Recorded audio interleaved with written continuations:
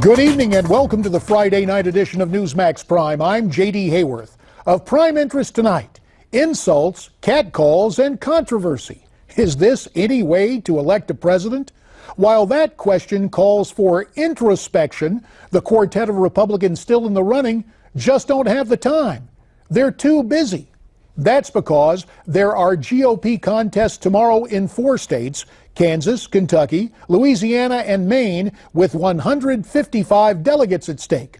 Louisiana holds a primary, while the other 3 hold caucuses. But holding the attention of most voters, an early exchange between Marco Rubio and Donald Trump during last night's debate, the topic of water cooler conversation this morning. Was this discussion below the belt? He hit my hands. Nobody has ever hit my hands. I've never heard of this one. Look at those hands. Are they small hands? And he referred to my hands. If they're small, something else must be small. I guarantee you there's no problem. The moderators did not ask for a show of hands, but at the end of last night's debate, all 4 candidates pledged to support the eventual GOP nominee, no matter who that might be. I'll support the Republican nominee. Yes, because I gave my word that I would. Yeah, but I kind of think that before it's all said and done, I'll be the nominee. But let me also say, so if he ends up as the nominee, sometimes he makes it a little bit hard, but I will support whoever is the Republican nominee for president. And I'm going to give them some credit too, even though they don't deserve it. But the answer is yes, I will. Yes, you will support the nominee of the party. Yes, I will. But while Donald Trump said he will support the GOP nominee, early this afternoon he said he won't be speaking tomorrow at CPAC. The frontrunner now says he'll be campaigning in Kansas and Florida instead. The Donald's decision may create some consternation among conservative activists, but it underscores just how important and how hard fought these upcoming primaries may be. For more on all this, we're very pleased to be joined by political commentator Pat Buchanan. Pat, of course, former senior advisor to President Richard Nixon and senior counselor to President Ronald Reagan. He's also the author of The Greatest Comeback: How Richard Nixon Rose from Defeat to Create the New Majority. And Pat, we appreciate your time tonight joining us from Newsmax Prime and joining us from Newsmax Washington to talk about what's going on. So, first of all, delighted, JD. It is so good to have you, Pat. And I have to ask this at the outset. Trump says he can't get to CPAC tomorrow. Can conservatives really fault him for choosing to stay on the campaign trail instead? No, they can't. I think what he's doing is going to Kansas, and especially going to Florida, because I think the Florida primary, which is March 15th, JD, is going to be crucial, and it may even be decisive in terms of whether Marco Rubio continues in this race. If Donald Trump can win Florida on March 15th and Ohio on March 15th, which is much closer right now, where Governor Kasich is running, if he wins those 2, JD, I think it's a straight glide to the nomination. If he loses those 2, we are going to have a contested convention.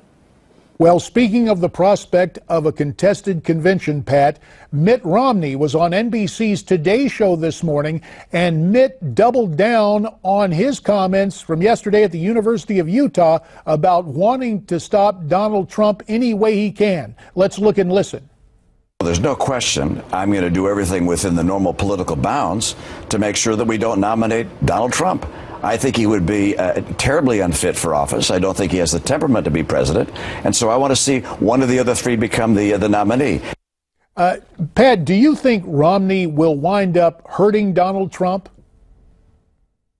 I think Romney certainly is going to hurt himself to a degree by stepping into the race at this point and going on a totally negative and an attack approach to Donald Trump. I looked upon him as a potential uniter who could bring our divided party together after this was settled. But he's chosen to take sides here. Now, is he hurting Donald Trump? I don't think really, because all the things Mitt Romney is saying have been said before by others. And secondly, he tends to validate Trump as an outsider someone's running against the establishment when basically the leader of the establishment comes in and says we have to stop him. So I don't think he's hurting Trump as much as I think he may be hurting himself. Well, Pat, last night the Republicans had a raucous debate in Detroit. In your opinion, who won that debate? Well, it was not like Downton Abbey, and it was quite an evening. No, it wasn't. I've never seen anything like that. JD, I was at the Chicago convention in 1968, right there at the Comrade Hilton Hotel, as we called it, when they had that lovely battle between the anarchists and the police in Grant Park. But I'll tell you, that debate was the most acrimonious, that and the previous ones, I've ever seen, and I'm afraid that wounds are being inflicted here that are going to have a great deal of trouble being healed. And the problem is with these debates tearing the party apart is the Republican Party has done tremendously in these caucuses and primaries. They've set all-time records for people coming out, Democrats, Independents, and Republicans, and voting in Republican primaries, whereas the Democrats are gradually shrinking and diminishing in size in terms of the crowds that are coming out, also in terms of people coming out to vote. So I think the Republicans, they may be booting away an historic opportunity to keep both houses of Congress, take the White House, and even reconstitute the Supreme Court. We want to talk more about that in a second, but some of the arguments last night, for example, Marco Rubio hitting Donald Trump hard, saying that Donald has made millions on ties and shirts that have been made in Mexico and China. Do you think Trump is guilty of some hypocrisy here? And do you think Marco's attack registered with the voters?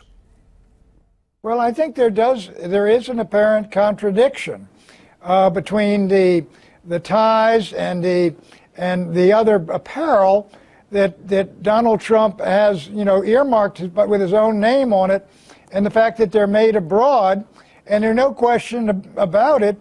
That raises questions, is there an inconsistency here on his part? The same is the case with the workers down at Mar-a-Lago. Is it going to affect him greatly? I don't think so. I think people who are with Donald Trump understand that, look, this was not a Reagan conservative as of a dozen years ago. He was maybe not even been a Republican. He has contributed to both parties. But basically, the thing that's moving Donald is he is raising the issues that millions of Americans never hear raised in presidential politics, and he raises them loud and clear, and he has become their voice. And that's border security, these terrible trade deals that are sending our jobs and factories abroad, and staying out of these wars that are really endless and unnecessary and seemingly unwinnable and unending. Speaking of military involvement last night, Pat, Donald said during the debate he believes the military would follow his orders even if, as commander-in-chief, he were to order attacks on the families of terrorists. Do you think he's right? No, I don't. I think American soldiers are moral men. And at the academies, the officers are trained to be moral men. And sometimes in warfare, in World War II when I was a kid, there's an enormous amount of collateral damage when you're bombing cities. Women and children perish. But the idea of deliberately going after the wives and children, if they're innocent wives and children, even of people who do horrendous deeds and are terrorists, I think American soldiers, a lot of them simply will not do that and will not obey what they consider an unjust and an immoral order. So I would disagree with Mr. Trump on that. Well, it seems you may be in agreement with a guy over at MSNBC, of all people. Chuck Todd this morning was saying it's likely the Republicans' convention will end up as a brokered convention. And I know earlier you said there is at least the prospect of that. Let's revisit that for just a second. Sure. What about it? It would take Trump losing Florida and Ohio, and if that happens, you think it will be brokered? It will definitely be brokered if he loses both of them. I think there's a possibility it might be brokered now, and I think it's going to depend on all these primaries and caucuses held between now and the 15th of March. If Donald Trump runs the table, I think he runs to the nomination. But if he doesn't, I think you're going to go down, get to the convention. He's going to be short of the 1237.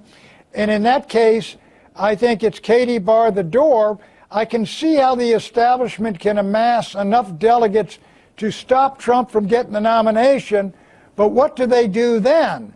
Secondly, there's always a possibility if Trump is leading going to the nomination and it looks like he's a little short, I might call, say, Ted Cruz on the phone and say, would you want to be vice president, or you want to let the establishment pick its own man and put him in charge as the nominee of this party?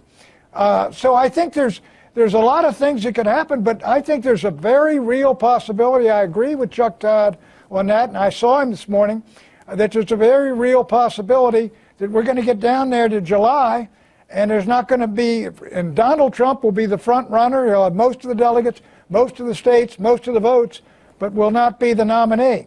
But let me add something, JD. If they take the nomination from someone who has really won the most states and delegates and votes, I wonder if the Republican Party will not really come apart in Cleveland. And in fact, your column that we can read at patrickjbuchanan.com, you talk about Republican suicide. With the 20 seconds that remain, Pat, is it that stark a choice for the GOP? It is that stark, and I would say to the GOP, look, it is time to unite. We can win it all, Republicans, because we got this enormous turnout. If you can bring the anti-Trump and the Trump voters and the Rubio and the Cruz voters, they are far more in every primary and caucus than the Hillary-Bernie voters, and you've got a victory. But everybody's got to come again, and some egos have to be put on hold. And we will have to end it right there. Pat Buchanan tonight from Newsmax Washington. Pat, as always, you have our thanks. Back with more after this.